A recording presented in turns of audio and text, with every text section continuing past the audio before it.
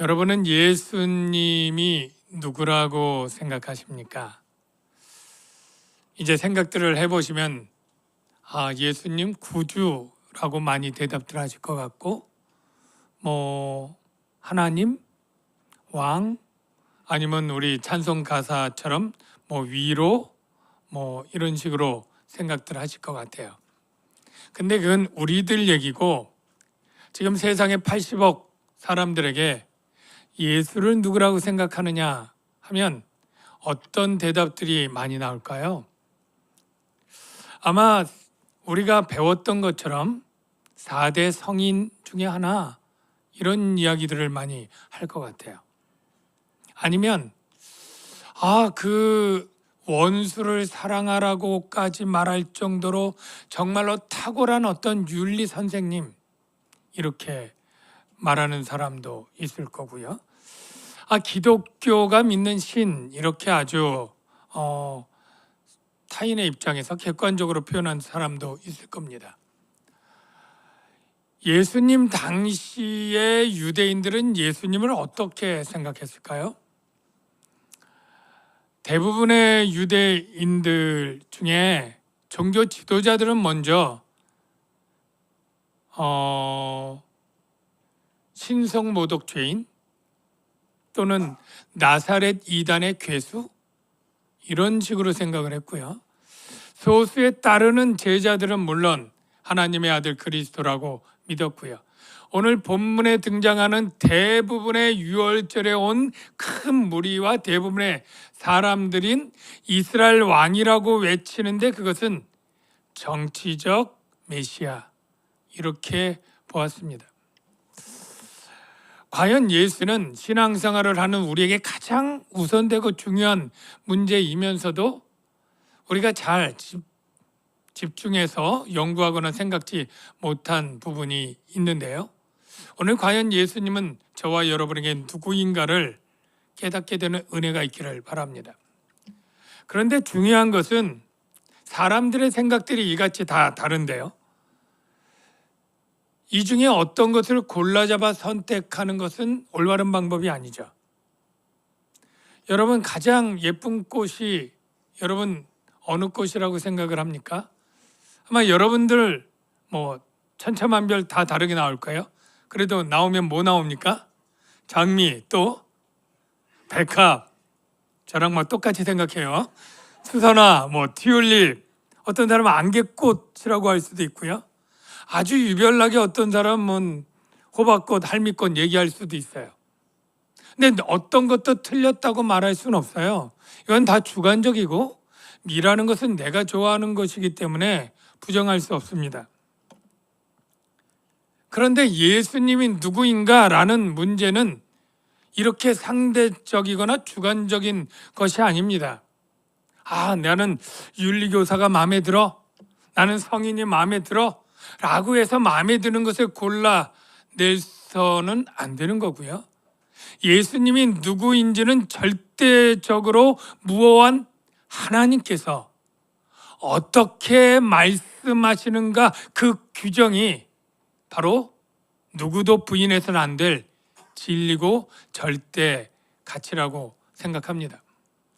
오늘 본문은 그냥 예수님이 예루살렘 성에 들어가신다 하는 얘기가 아니라 예수님이 누구신가 하나님이 보여주는 사건이라고 생각합니다. 예수님은 누구라고 나타내고 있고 하나님은 예수님을 누구라고 말씀하시는가.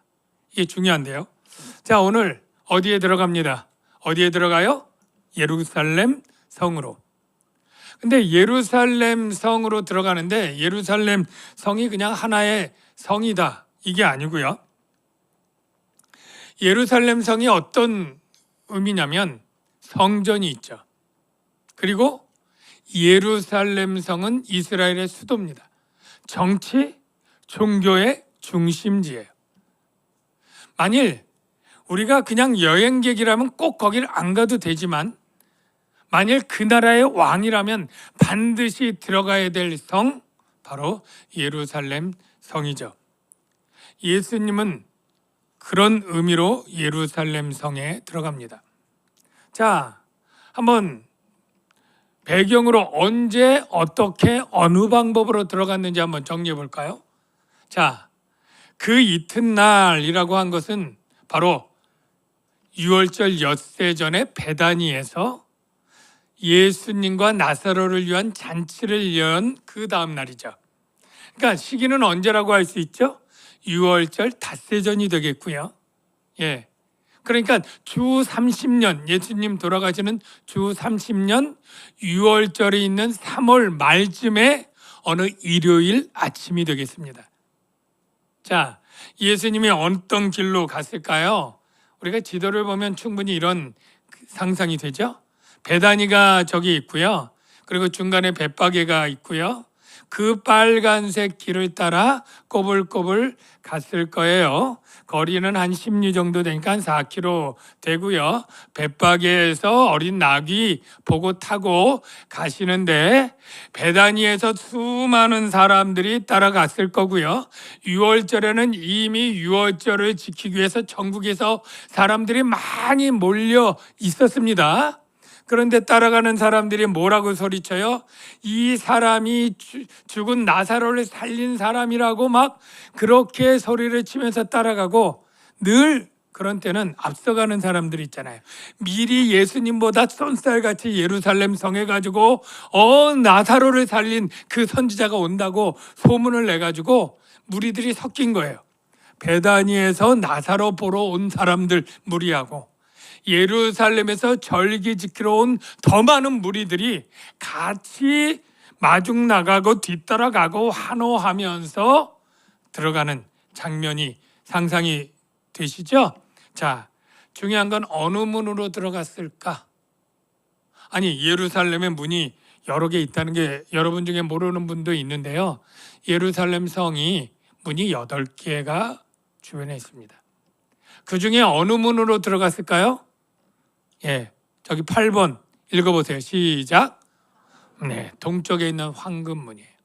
아니, 어느 문으로 들어간 게 뭐가 그렇게 중요할까? 이렇게 생각을 될 텐데요. 먼저 황금문 한번 보시고 가실게요. 이렇게 생겼습니다. 황금문이 돌로 닫혀 있습니다. 언제부터? 1500년부터. 이 이슬람 쪽에서는 이곳에 유대의 메시아가 온다고 하니까 아예 못 들어오게 닫아놓은 그런 것이고, 여러분이 성지순례 가면 닫힌 것밖에 못 보는데요. 근데 문제는 왜 이 문으로 예수님이 들어간 게 의미가 있고 왜 중요하냐? 왜 꼭 동문으로 들어가야 되느냐? 이게 궁금한데요. 이유가 있습니다. 하나님이 이 문으로 출입하시기 때문이에요.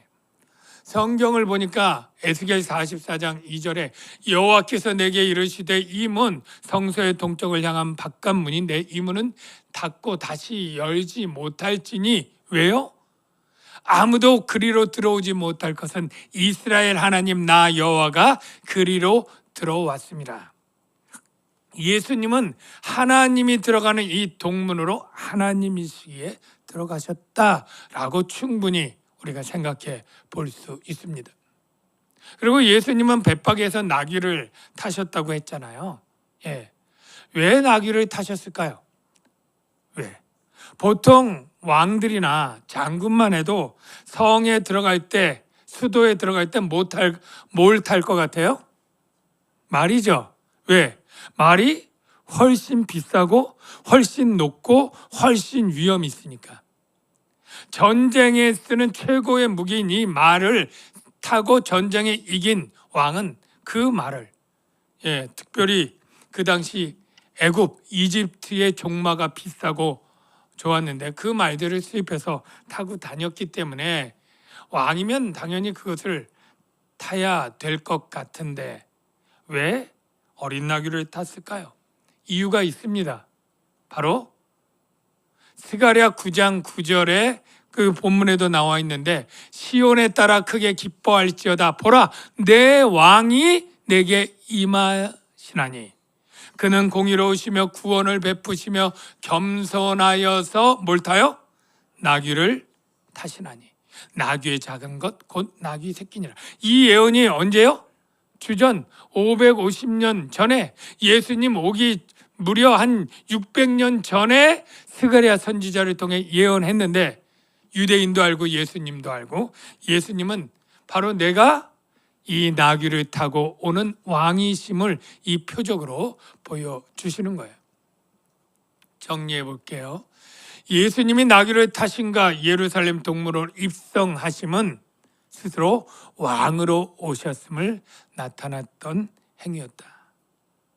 여러분 가운데 아직 교회 얼마 다니지 못한 분들은 잘 상상이 안 될 수도 있기 때문에 제가 영상을 하나 보여드리겠습니다. 영상 부탁합니다. 네, 예수님이 지금 나귀 타는 중이에요. 자, He raised Lazarus from the dead. Who is this Jesus of Nazareth? He's a prophet, a great prophet. A prophet? On a donkey? 자, 종려나무가지를 들고 수많은 무리들이 모여서 이제 나귀 타고 예수님이 가운데 오시고요. 겉옷을 저렇게 깝니다. 전에는 천이 겉옷이에요. 겉옷이 무슨 우리 같은 겉옷이 아니고요. Jerusalem, daughter of Zion, behold thy king cometh unto thee. 네, 왕이 나귀를 타고 오신다 외치고 종려나무가지를 이렇게 길바닥에 깔죠. 흔들다가 깔다 막 열광적으로 합니다.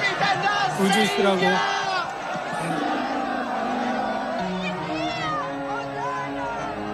호산나 이제 구원하소서 주의 이름으로 오시는 왕이여 라고 얘기를 합니다. 자, 여러분, 유대인들이 열광적으로 환호하면서 예수님을 뭐라고 불러요? 이스라엘 왕이요. 그런데 이 열광적으로 환호한 이 무리들이 그렇게 했는데 그가 외친 이스라엘의 왕이시여, 이 표현이 어떤 의미의 왕인지가 숙제로 남아 있습니다. 큰 무리가 종려나무 가지를 가지고 맞으러 나와서 외치고 호산나, 호시아나, 이제 구원하소서의 뜻인데요. 이렇게 이스라엘 왕이시여 했는데 그들이 어떤 의미로 이스라엘 왕이라고 했는지를 우리가 바르게 알아야 돼요. 먼저 그러기 위해서 여러분 종려나무 가지를 막 흔들었잖아요. 왜 종려나무 가지를 흔들었을까요? 어떤 사람이 그래요. 아, 종려나무가 그 예루살렘의 흔한 나무 아니에요? 천만에요.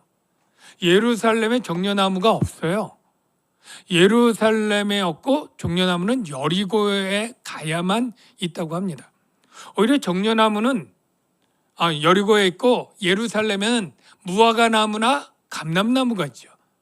근데 감람나무나 무화과를 아니고 종려나무를 꼭 흔든 이유, 종려나무 어떻게 생겼나 하면 저렇게 생겼습니다. 잘라서 흔들기가 좋긴 해요.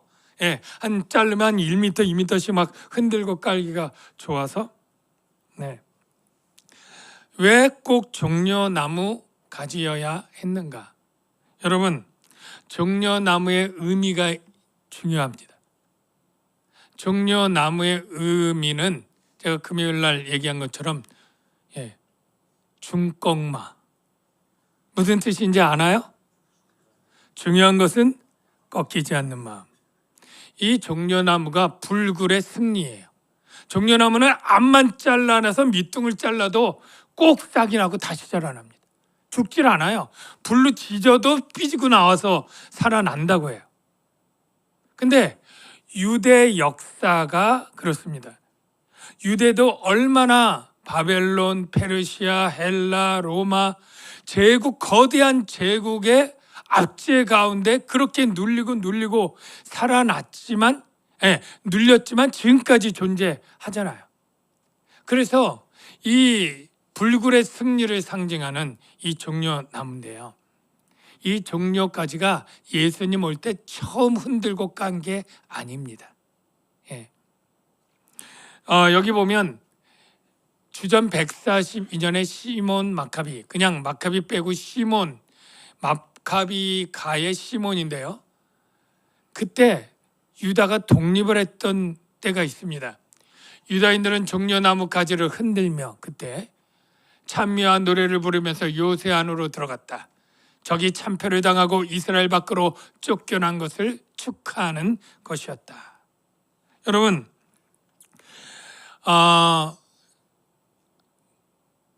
이 유다가 주전 586년에 바벨론에 멸망당하죠.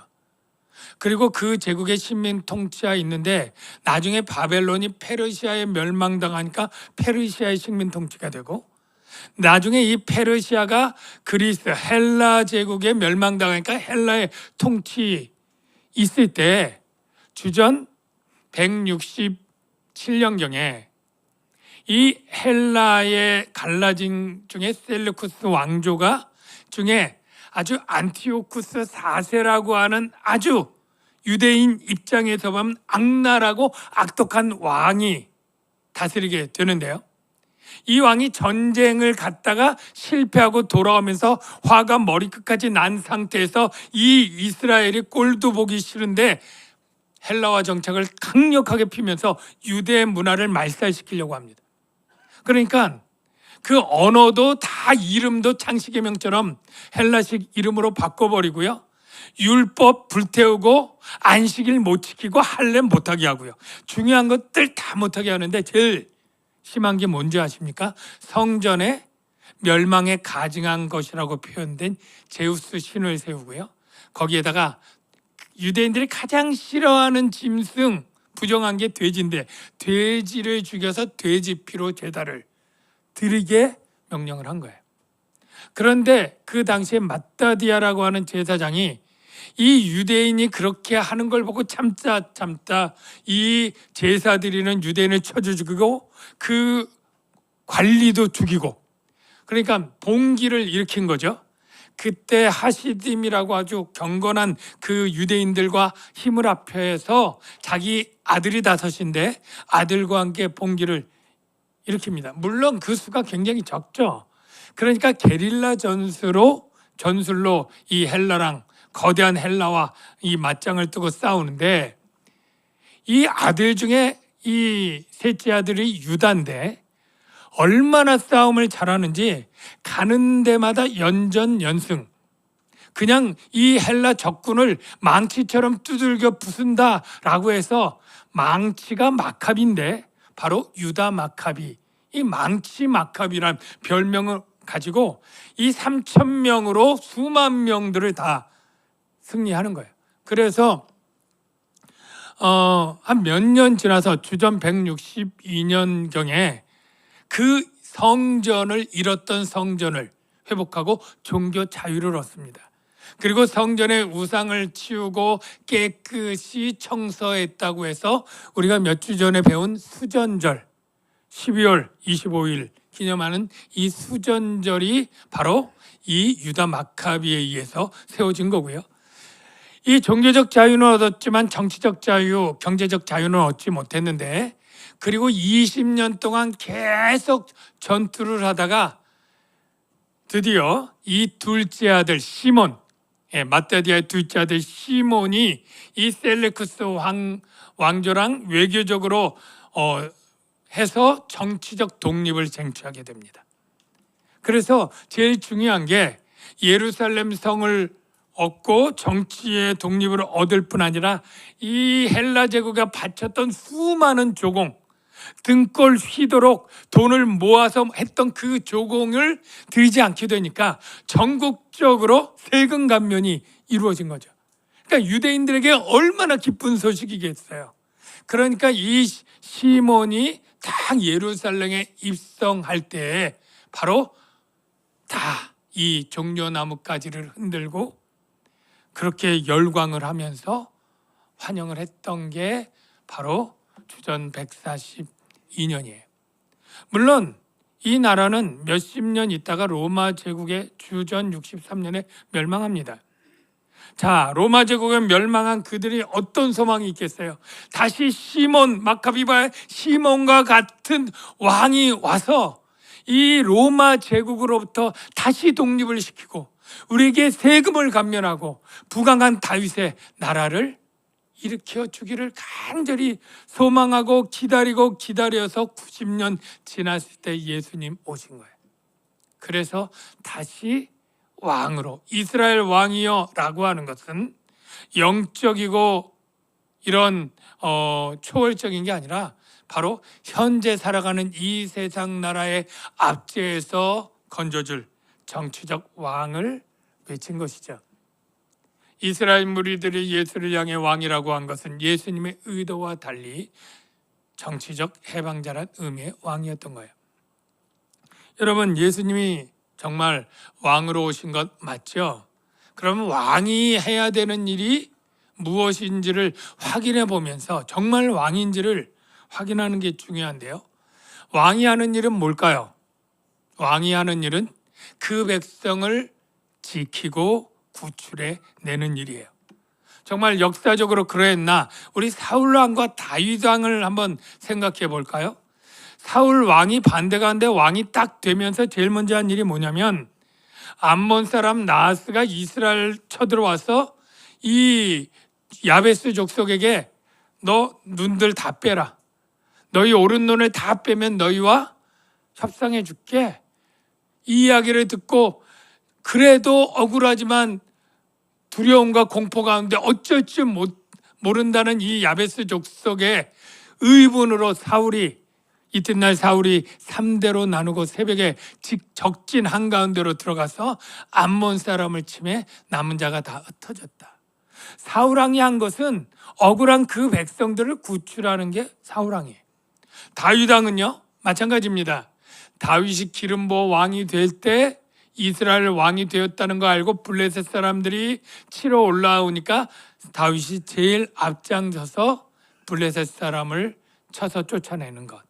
자, 왕이 하는 일이 뭐다? 바로 그 백성을 위기에서 건져내고 구출해내는 거죠. 아까 제가 초대 왕이 누구라고 얘기했죠? 이스라엘 초대 왕 사울 왕. 그런데 하나님은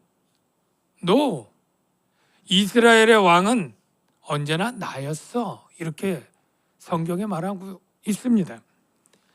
이스라엘의 진짜 왕은 여호와 하나님이다. 하나님이 이렇게 선언하신다는 거예요. 사무엘상에 보면 왕을 세워달라고 할 때 하나님이 이렇게 말씀하십니다. 이스라엘 하나님 여호와께서 이같이 말씀하시길 내가 이스라엘을 애굽에서 인도하여 내고 애굽에서 구한 게 나고 너희를 압제하는 모든 나라 그 후에 모든 나라 블레셋 암몬 다 내가 건져냈다. 너희는 모든 재난과 고통 중에서 구원하여 내신 너희 하나님을 버리고 이르기를 우리 위에 왕을 세우라 하는도다. 이 말 뜻은 뭐예요? 내가 참 왕이야. 근데 너희가 왕을 세우라 한다. 이런 탄식이고요. 그래서 하나님이 이제 다윗 왕에게 진짜 왕이 내가 태어나서 다스리겠다고 예언을 하죠. 사무엘하 7장 13절 내가 내 몸에서 날 내 씨는 후손이고 우리가 예수라는 걸 알죠? 예수를 내 뒤에 세워 그의 나라를 견고하게 하리라. 그는 내 이름을 위하여 여기서 집은 교회인 것을 우리가 알 수 있고요. 건축할 것이요 나는 그의 나라와 왕위를 영원히 견고하게 하리라. 이렇게 얘기를 했습니다. 이 예언이 있은 후 다윗에게 한 예언이니까 거의 한 1000년쯤 지났죠. 이 예언이 성취되었습니다. 진짜 왕이 나타난 거예요. 진짜가 나타났다. 자, 예수님께서 오셔서 외친 선포가 뭐냐면 천국이 가까웠느니라. 그런데 여러분 천국이 언어가 보면 하늘의 왕국이에요. 하늘에 누가 계셔요? 하나님이죠. 즉 하나님의 왕국이 나타났다라고 외칠 때 이 말 가운데 뭐예요? 내가 하나님이야. 내가 이제 왕으로 다스리는 나라가 시작됐어. 이 말을 외친 거예요. 우리는 죽어서 가야 되는 나라가 천국이고 주님이 재림해서 올 그 머나먼 천국만 생각했는데 그거 신학적으로 틀린 것입니다. 가까웠다는 것은 이미 시작됐다는 거고 아직 완성되지 않았다라고 하는 뜻의 의미고요. 예수님이 왕으로서 오신 이때가 바로 하늘나라 왕국이 시작된 거예요. 역시 마가복음에도 똑같이 하나님 나라가 가까웠다, 하나님의 왕국이 왔다는 거예요. 자, 그러면 예수님이 오셔서 왕이다, 왕국이 됐다, 그렇게 선언만 하고 끝나면 그래도 믿기 어려운데, 예수님이 하신 사역이 왕으로서의 사역이 맞느냐? 맞다고 성경이 증언을 합니다. 누가요? 일단 바울이 이렇게 얘기를 합니다. 그가 우리를 흑암의 권세에서 건져내서, 예수님이 건져내는 분이었다는 거예요. 흑암의 권세에서. 그리고 어디로 인도해요? 그의 사랑의 아들의 나라로. 사랑의 아들의 나라, 예수님의 나라, 하나님 나라로 옮기셨다. 히브리서도 이렇게 말해요.